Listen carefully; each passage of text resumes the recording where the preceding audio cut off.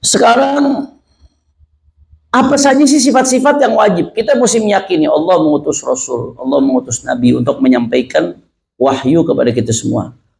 Apa aja sih sifat yang ada, yang wajib ada bagi para Rasul? Yang pertama, ini sama-sama hafal, di sekolah-sekolah dihafal. Apa aja sifatnya? 4, sidik, amanah, tabligh, fatonah. 4 sifat ini. Kita mulai satu-satu. Apa sih artinya fatonah? Mulai dari fatonah dulu. Apa artinya fatonah? Fatonah itu kamalud dzaka wa hiddatul aqli fi ilzamil khusum fil muhajajah wa ibtali da'awihim al-batilah. Fatonah itu kecerdasan yang sempurna dan ketajaman akal, itu fatonah. Abu Yazid Muhammad bin Ali al-Maliki mendefinisikan fatonah adalah kesempurnaan kecerdasan dan ketajaman akal. Tujuannya adalah filzamil khusum fil muhajajah wa ibtali da'wihimul batilah, sehingga ketika berdebat untuk menyampaikan agama yang benar ini, dia bisa mengalahkan lawan debatnya dan bisa membatalkan klaim-klaim mereka yang menyembah Tuhan-Tuhan selain Allah Subhanahu, karena Rasul ini harus menyampaikan. Itu fatonah. Makanya wajib seorang Rasul bersifat fatonah. Nggak ada Rasul yang bego, nggak ada. Bego aja nggak ada, apalagi tolol pakai tok. Tolol. Nggak ada. Bego aja nggak ada, apalagi tolol. Nggak ada. Semuanya Rasul itu cerdas, brilian, jenius. Nggak ada Rasul yang cerdas, yang tidak cerdas. Nggak ada. Kenapa? Karena kalau nggak cerdas, berarti nggak bisa menyampaikan hujah kepada umat yang didakwahkan. Kalau nggak bisa menyampaikan hujah kepada umat yang didakwahkan, bagaimana bisa mengajak mereka kepada agama yang benar? Padahal argumen-argumen orang-orang yang nyembah kepada selain Allah nggak bisa dipatahkan. Bagaimana bisa menyampaikan yang benar? Maka mustahil kalau ada Rasul yang tidak cerdas.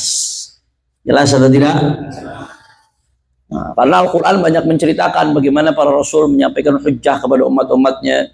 Qauluhu ta'ala wa tilka hujjatuna atainaha Ibrahim ala qaumih narfa'u darajatin man nasha inna rabbaka hakimun alim. Dan itu adalah hujjah kami, kata Allah Ta'ala. Kami berikan kepada Ibrahim atas kaumnya Ibrahim. Narfa'u darajatin man nasha. Kami berikan kepada Ibrahim atas kaumnya Ibrahim. Maksudnya untuk Ibrahim bisa berhujjah di depan kaumnya. Berarti bisa berhujjah atau tidak? Mustahil. Nabi itu bodoh, mustahil. Pasti cerdas, pasti jenius. Wa qauluhu ta'ala qalu ya Nuhu qad jadaltana fa aktsarta jidalana fa'ti bima ta'iduna in kunta minas shadiqin. Jangankan jadi rasul, jadi pemimpin aja mesti cerdas apa kagak? Harus. Kalau pemimpin nggak cerdas sih serba kacau jadinya. Serba kacau kalau pemimpin nggak cerdas, berantakan semuanya negara. Apalagi jadi rasul. Qala ya Nuhu qad jadaltana fa aktsarta jidalana fa'tina bima ta'iduna in kunta minas shadiqin. Mereka kaumnya Nabi Allah Nuh mengatakan, qalu wahai Nuh, qad jadaltana, engkau telah berargumen dengan kami, fa aktsarta jidalan, dan engkau telah banyak berbuat argumen dengan kami, fa'tina bima ta'iduna. Arti di sini Nabi Allah Nuh berjidal, berargumen, adu argumen dengan kaumnya untuk menunjukkan kebenaran tauhid. Wa qauluhu ta'ala wajadilhum billati ahsan. Allah perintahkan kepada Nabi Muhammad, wajadilhum, dan adu argumenlah dengan mereka wahai Muhammad, billati ahsan, dengan cara yang terbaik. Jelas atau tidak? Nah, kalau Allah perintahkan untuk adu argumen, itu tugas Rasul untuk adu argumen dengan kaum yang menyembah selain Allah Subhanahu wa taala. Sedangkan Rasulnya nggak cerdas, bagaimana dia bisa adu argumen? Makanya wajib bagi para Rasul bersifat fatonah, kecerdasan yang sempurna, ketajaman akal untuk bisa menyampaikan argumentasi tentang keesaan Allah Subhanahu dan kebenaran agama yang dibawanya. Wa aidan li'anna ma'muruna bil iqtida' wal muqtada bihi la yakunu balidan. Juga Rasul ini kan mau dijadiin panutan. Rasul mau dijadiin panutan. Sekarang saya mau tanya, orang bodoh dijadiin panutan, pantas apa kagak? Cocok apa kagak? Nggak cocok. Dalam kehidupan sehari-hari aja orang bodoh nggak layak dijadiin panutan, apalagi jadi Rasul. Paham atau tidak? Jelas ya? Insya itu sifat pertama. Jadi sifat pertama yang wajib bagi Rasul tadi apa? Nah, kemudian kita masuk sifat yang kedua, sidik. Harus jujur, sidik. Apa definisi sidik? Sidik itu mutabaqatu khabarihim lil waqi'. Ungkapan mereka harus sesuai dengan fakta. Itu sidik. Jujur, nggak bohong, nggak dusta, nggak ngibul mulu, nggak bikin hoax. Itu Rasul. Mutabaqatu khabarihim lil waqi'. Informasi yang mereka sampaikan sesuai dengan fakta, dengan kebenaran. Dalilnya apa? Dalilnya yang pertama dalil akli, secara akal. Andai kata Rasul itu boleh bohong, mereka mustahil bohong. Kalau mereka boleh bohong, berarti mereka bisa bohong atas nama Allah dong. Sedangkan mustahil mereka sebagai utusan Allah bohong atas nama Allah.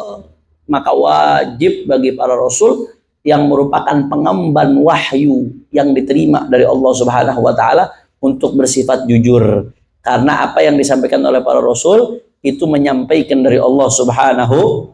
Jangankan Rasul menyampaikan dari Allah Ta'ala. Sahabat aja, sahabat. Itu as-sahabah kulluhum udul, kata ulama. Sahabat Nabi itu semuanya udul. Apa artinya udul? Sahabat Nabi itu nggak ada yang bohong dalam riwayat. Nggak ada terbukti satupun sahabat Nabi yang bohong atas nama Nabi, kagak ada. Mereka tidak pernah teruji bohong atas nama Nabi. Sahabat Rasulullah Sallallahu alaihi wasallam.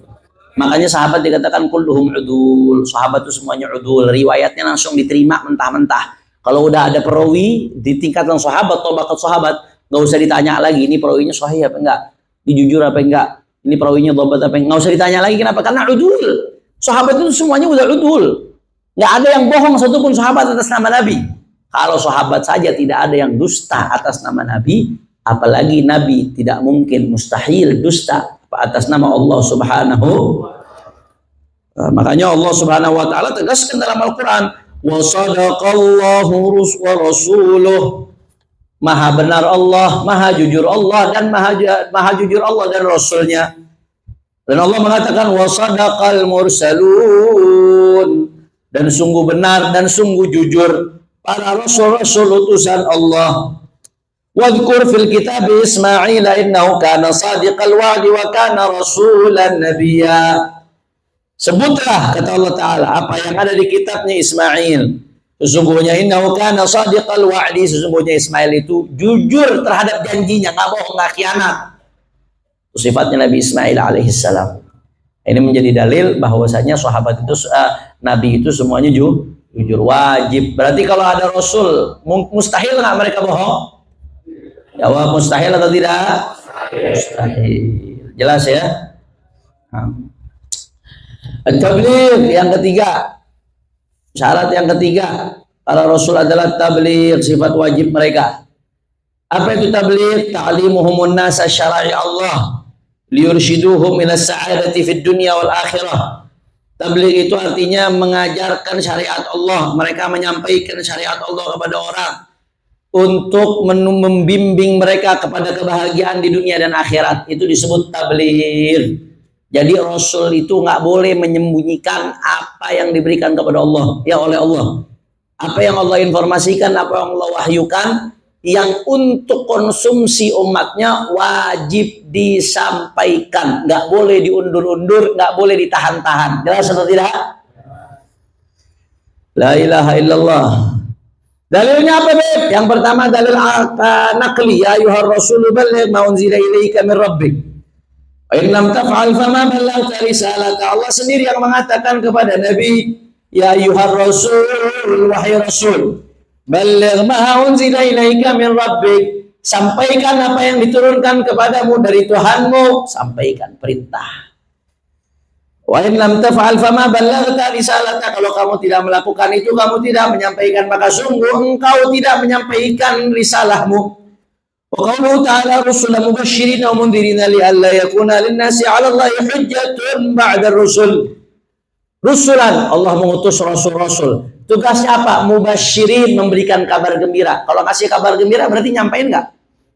Nyampein. Wa mundhirin, memberikan peringatan. Kalau ngasih peringatan berarti nyampein enggak? Nyampein.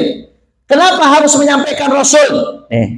li'alla yakuna linnasi 'ala Allahi hujjatun ba'da rasul, supaya orang ini setelah diutusnya Rasul, orang nggak bisa punya lagi alasan di hadapan Allah.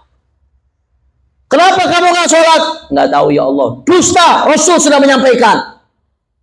Kenapa kamu syirik? Nggak tahu ya Allah. Dusta, Rasul sudah menyampaikan.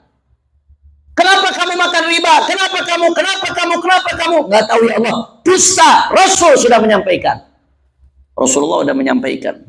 Nggak ada yang ditutup-tutupi sama Rasulullah SAW. Kita semua nih udah nggak ada alasan lagi di hadapan Allah Subhanahu Wa Taala. Inti mau nyari alasan bagaimana di hadapan Allah? Semuanya udah sampaikan. Faqad ballaghar risalah.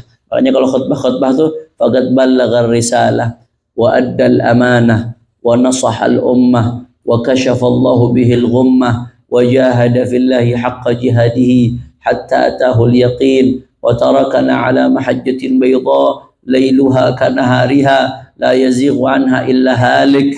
Allah dan Rasulullah itu ballaghar risalah, telah menyampaikan risalah kenabian. Wa addal amanah, Rasulullah sudah sampaikan amanatnya dari Allah Ta'ala berupa wahyu. Wa nasahal ummah, Nabi udah nasihatin umat tuh. Kitab hadis berjilid-jilid itu isinya nasihat Rasulullah buat umatnya. Wa kasyafallahu bihil ghummah, berkat Rasulullah Allah singkap kegelapan dari tengah-tengah kita. Wa jahada fillah haqqa jihadi, bahkan Rasulullah berjihad hatta atahul yakin, sampai beliau meninggal dunia. Jihad itu tujuannya apa? Untuk melawan orang-orang yang menghalangi sampai dakwah. Itu salah satu tujuan jihad. Intinya supaya Rasulullah bisa nyampaikan berkaitan dengan tabligh. Wa tarakana ala mahajjatin bayda, saking jelasnya ini apa yang Rasulullah tinggalkan. Rasulullah tinggalkan kita di atas jalan yang putih, yang terang benderang. Lailuha kanahariha, malamnya kanahariha, seperti siangnya. Syariat Islam ya, ajaran Islam saking jelasnya, malamnya itu seperti siangnya ya ikhwan. Enggak ada malam dalam Islam. Artinya apa maksudnya? Syariat Islam itu semuanya terang benderang, gamblang, nampak, nggak ada yang gelap, semuanya udah dijelaskan Nabi Muhammad. Maka la yazighu anha illa halik, nggak melenceng dari Islam illa halik, kecuali orang-orang yang celaka. Na'udzubillah min. Kira-kira jelas atau tidak? Maka Rasulullah ballaghar risalah, Rasulullah udah sampaikan risalah. Ya, alasannya itu. Ya, kalau Rasul nggak nyampein, ya berarti nanti orang punya alasan di hadapan Allah. Sedangkan nggak ada satupun nanti yang punya alasan di hadapan Allah, berarti Rasulullah wajib menyampaikan semua wahyu yang memang untuk disampaikan kepada umatnya. Paham tuh?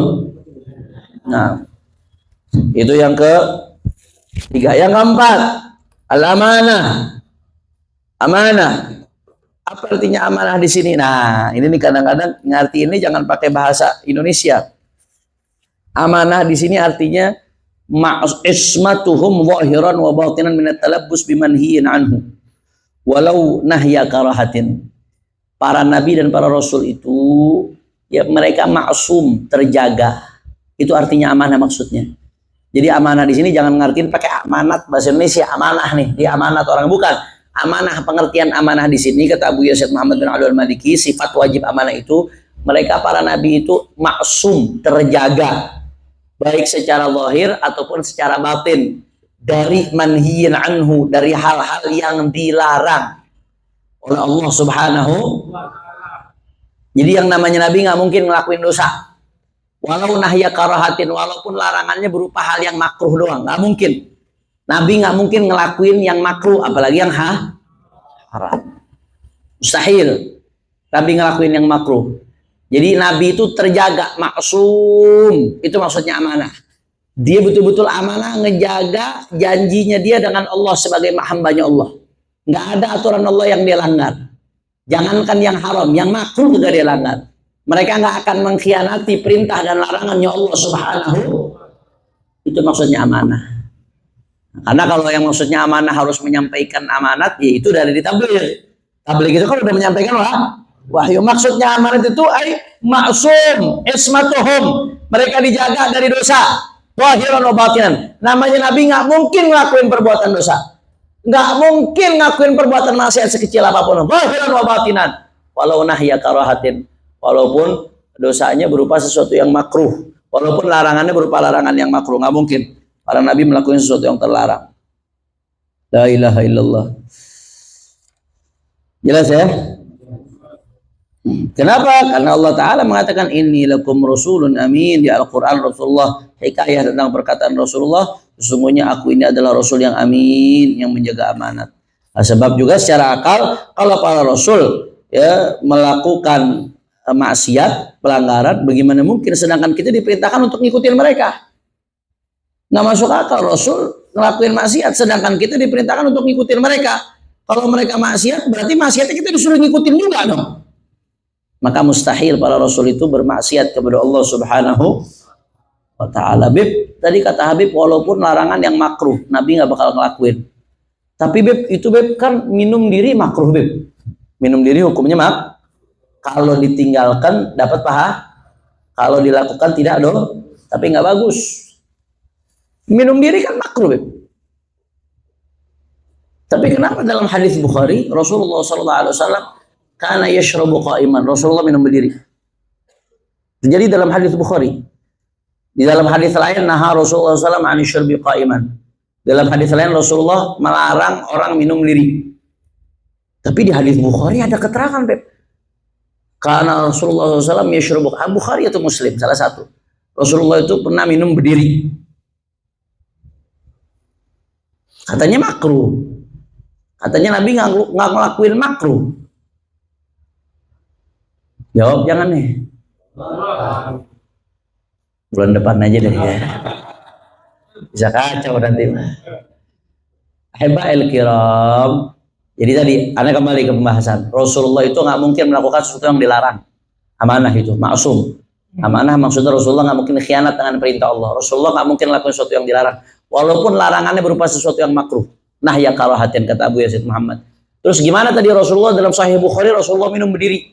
Padahal Rasulullah melarang minum berdiri makruh. Tapi Rasulullah minum berdiri. Nah, gini.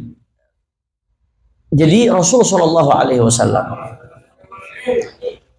beliau adalah pemberi keterangan untuk umat. Apa yang harus dijelaskan untuk umat harus disampaikan kepada Rasulullah. Rasulullah pernah menyampaikan ke kita bahwasanya minum berdiri itu terlarang. Andai kata Rasulullah berhenti di situ, maka orang yang minum diri dosa. Bukan lagi sekedar nggak bagus, tapi dosa. Oleh karena itu Rasulullah ngasih penjelasan.